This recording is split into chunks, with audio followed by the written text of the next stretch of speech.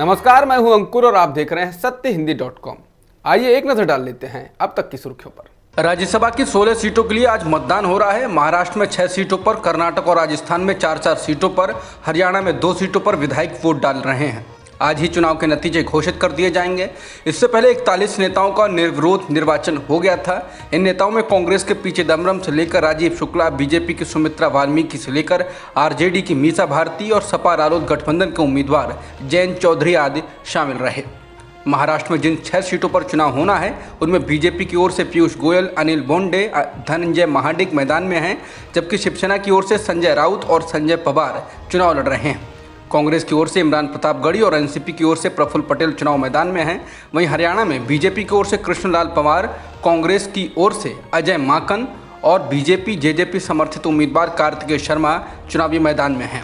राजस्थान में कांग्रेस नेता मुकुल वासनिक, रणदीप सुरजेवाला और प्रमोद तिवारी चुनाव लड़ रहे हैं, जबकि बीजेपी की ओर से घनश्याम तिवारी और बीजेपी समर्थित सुभाष चंद्रा चुनावी मैदान में हैं। राज्यसभा सीटों पर आज हो रहे मतदान में कई दिग्गज नेताओं की किस्मत दांव पर है। कर्नाटक से बीजेपी ने केंद्रीय मंत्री निर्मला सीतारमण को उतारा है, जबकि कांग्रेस ने जयराम रमेश को उम्मीदवार बनाया है। इसके अलावा पीयूष गोयल, रणदीप सुरजेवाला, इमरान प्रतापगढ़ी, मुकुल वासनिक, प्रफुल्ल पटेल, संजय राउत और संजय पवार भी मैदान में हैं, जिनकी किस्मत दांव पर है।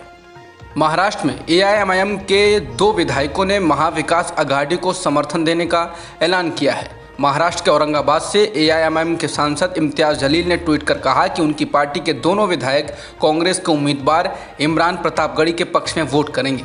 जलील ने ट्वीट कर कहा कि महाराष्ट्र में हमारे 2 विधायकों को राज्यसभा सीट के लिए कांग्रेस उम्मीदवार प्रतापगढ़ी के लिए वोट करने के लिए कहा गया है। उन्होंने कहा कि भाजपा को हराने के लिए हमारी पार्टी ने इनका समर्थन किया है। हालांकि इसके साथ ही उन्होंने कहा कि उनके शिवसेना के साथ राजनीतिक और वैचारिक मतभेद जारी रहेंगे।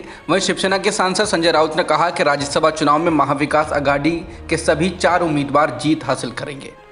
राजस्थान के मुख्यमंत्री अशोक गहलोत ने राज्यसभा चुनाव में वोट डाल दिया। गहलोत ने कहा कि कांग्रेस तीनों सीटें जीत रही है और बीजेपी हॉर्स ट्रेडिंग के काम में शामिल है।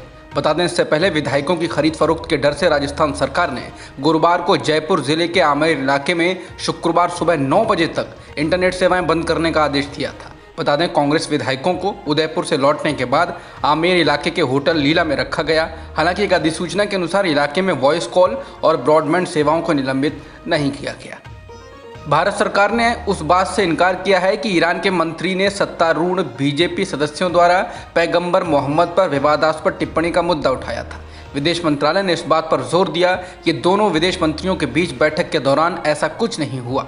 विदेश मंत्रालय के प्रवक्ता अरिंदम बागची ने मीडिया से रूबरू होते हुए ईरानी बयान की रिपोर्टों के जवाब में कहा, ईरानी बयान को हटा दिया गया है। अधिकारी ने कहा, यह मुद्दा विदेश मंत्री एस जयशंकर के साथ चर्चा के दौरान नहीं उठाया गया था। हमने ये स्पष्ट कर दिया है कि ट्वीट और टिप्पणियां सरकार के विचारों को व्यक्त नहीं करती हैं। ये देशों को अवगत कराया गया है और तथ्य ये है कि कार्रवाई की गई है। भारत के विदेश मंत्रालय का यह बयान तब आया है जब इससे पहले पीटीआई ने ईरानी विदेश मंत्रालय के बयान के हवाले से रिपोर्ट दी थी कि भारत के राष्ट्रीय सुरक्षा सलाहकार अजित डोभाल ने इसकी पुष्टि की है कि भारत सरकार और अधिकारी पैगंबर मोहम्मद साहब का सम्मान करते हैं और कहा कि दोषियों से सरकार और संबंधित स्तरों पर इस तरह से निपटा जाएगा कि दूसरे भी सबक लेंगे। भारतीय विदेश मंत्रालय ने कराची में एक हिंदू मंदिर में तोड़फोड़ पर पाकिस्तान से अपना विरोध जताया है। विदेश मंत्रालय के प्रवक्ता ने कहा कि भारत ने पड़ोसी देश से हिंदू अल्पसंख्यकों की सुरक्षा और अधिकारों को सुरक्षित करने के लिए भी कहा है। पाकिस्तान के सिंधु प्रांत के कराची में बुधवार को एक हिंदू मंदिर पर कुछ लोगों ने हमला कर दिया। घटना देश के बंदरगाह शहर के कोरंगी नंबर 5 इलाके की है। श्रीमारी माता मंदिर, जिसमें हिंदू पुजारी का निवास भी है, पर हमला किया गया, जिससे हिंदू समुदाय में भय पैदा हो गया। जम्मू कश्मीर के भद्रवाह और किश्तवाड़ में सांप्रदायिक तनाव के हालात बन गए हैं। हालात को देखते हुए मोबाइल इंटरनेट सेवाओं को बंद कर दिया गया है और कर्फ्यू भी लगा दिया गया है।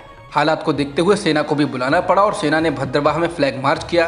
तनाव के पीछे वजह यह है कि भद्रवाह में एक मुस्लिम धर्मगुरु ने बीजेपी के नेता नूपुर शर्मा का सिर कलम करने की बात कही थी। नूपुर शर्मा ने पैगंबर मोहम्मद साहब के खिलाफ विवादित बयान दिया था और इसी को लेकर मुस्लिम धर्मगुरु ने यह बात कही थी।